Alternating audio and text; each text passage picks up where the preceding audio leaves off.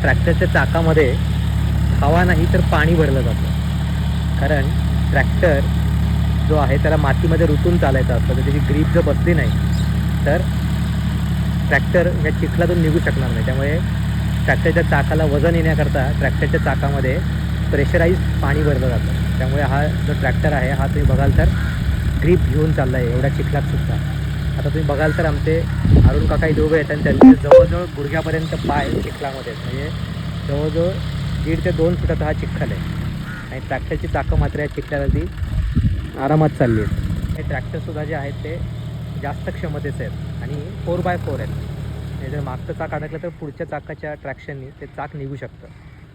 आणि आता चिखलीचं काम सुरू आहे. ते आपलं सगळ्यात वरचं खाचर आहे. तुम्ही बघाल तर माझ्या मागे हा ट्रॅक्टर चालू आहे आणि इथं दिसतोय हा सगळा मातीचा ढिगारा वरच्या खाचरातनं म्हणजे आपल्या पलीकडच्या खाचरातनं इथे मोठ्याच्या मोठ्या मातीचा डोंगर येऊन इथे मागच्या पावसामध्ये येऊन बसला आहे. त्यामुळे आता सगळ्यात आधी आपण काय करतो आहे तर हा जो मातीचा ढिगारा आहे हा आपल्या शेतामध्ये पांगवायचं काम सुरू आहे. त्यांनी आता आपण ही पूर्ण माती ही इथून ह्या बाजूला लांबपर्यंत घेऊन चाललो आहे. आणि मग सगळीकडे मातीची लेवल ही सारखी होईल. आणि हा जो डोंगर आहे सगळा मातीचा हा आपल्याला ह्या पूर्ण खाचरामध्ये जिरवायचा आहे. तर थोडी आता आपण गाळा करायला सुरुवात केली आहे आणि तुम्ही बघताय आता सगळा समोरचा मातीचा डोंगर हा आता थोडं शेतामध्ये पसरला आहे.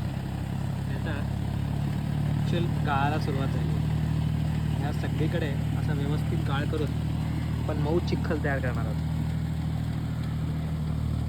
आणि या मऊ चिखलामध्ये हात लावायची मजा काही औरच.